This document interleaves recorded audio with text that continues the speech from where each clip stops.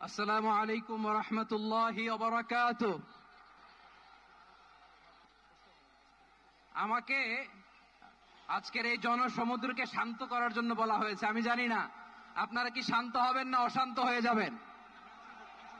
প্রিয় সুধী, মার্চ করতে যে লাথি গুতা ঠেলা উষ্টা সব আমরা খেয়েছি, তারপরেও আজকের এই সোহরাওয়ার্দী উদ্যানের এই গণজামায়াতে, এই জনতার মহাসমুদ্রে উপস্থিত হয়ে আমরা বুঝতে পেরেছি আজকের এই মহাসমুদ্র, জনসমুদ্র ফিলিস্তিনের প্রতি, আল আকসার প্রতি বাংলাদেশের জনগণের ভালোবাসার বহিঃপ্রকাশ। ভৌগোলিকভাবে আমরা ফিলিস্তিন থেকে অনেক দূরে হতে পারি, কিন্তু আজকের এই জনসমুদ্র প্রমাণ করে আমাদের এক একজনের হৃদয়ে, বুকের ভেতরে বাস করে এক একটা ফিলিস্তিন।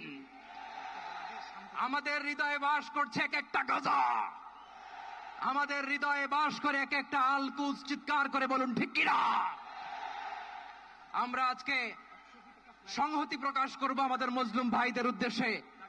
এক আওয়াজে আমাদের কণ্ঠকে উচ্চকিত করে অতিথি থেকে শুরু করে অডিয়েন্সের সবাই আল্লাহু আকবার ধ্বনি দিয়ে সোহরাওয়ার্দী উদ্যানের এই ময়দানকে আমরা কাঁপাতে রাজি আছি না নাই? নারায়ে তাকবীর, নারায়ে তাকবীর। দিন ইসলাম, দিন ইসলাম। ফিলিস্তিন, ফিলিস্তিন। আল কুদুস, আল কুদুস। ফিলিস্তিন, ফিলিস্তিন। আল কুদুস, আল কুদুস। আমার ভাই শহীদ কেন? জাতিসংঘ জবাব চায়। গাজায় গণহত্যা কেন? জাতিসংঘ জবাব চায়।